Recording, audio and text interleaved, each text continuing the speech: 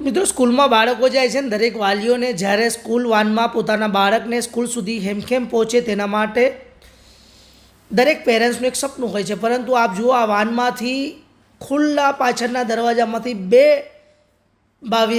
જે બાળકો રોડ પર પડી જાય છે, પરંતુ વાનવાળાને ખબર જ નથી અને કેવી રીતે આ વાન હંકારે છે. આવા વાનમાં બેસાડતા પહેલાં 100 વાર વિચાર કરજો.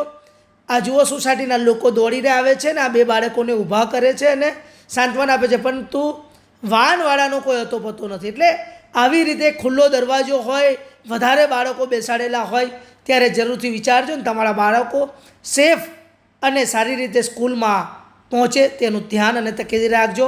આ વિડીયોની પુષ્ટિ જનઅર્પણ કરતું નથી, પરંતુ અમારે તમારી સાથે સાચો સંદેશો મોકલવો એ અમારી ફરજ છે.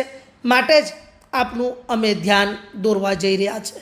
કારણ કે સ્કૂલમાં જઈ રહેલા બાળકોને પોતાને એ ખબર નથી કે ઘરે પરત આવશે કે કેમ. કારણ કે માતા પિતા જે ગાડીમાં બેસાડે, જેવી રીતે સુવિધા આપે એવી રીતે જ એ બાળકો જતા હોય છે.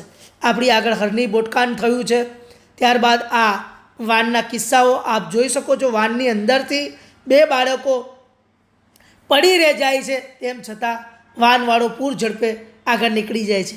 બાળકો ઘણા અવાજ લગાવે છે ત્યારે વાન આગળ જતાં ઊભી રહેશે અને પછી બાળકો સુધી પહોંચે છે.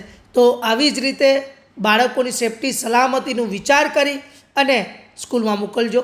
ધન્યવાદ.